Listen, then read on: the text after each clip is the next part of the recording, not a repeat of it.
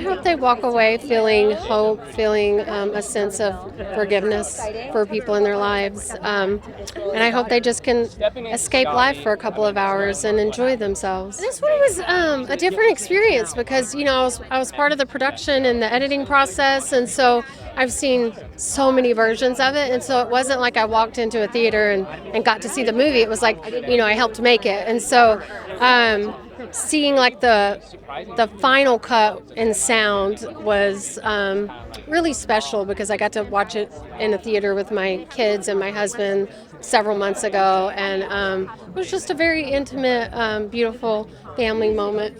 I was really shocked at how much you have to cut, and like you're shrinking the book down to like the size of a script, and so you have to take out all the internal dialogue, and so it's just a lot of rewriting, and that was honestly the most challenging part is turning the internal dialogue into action on camera.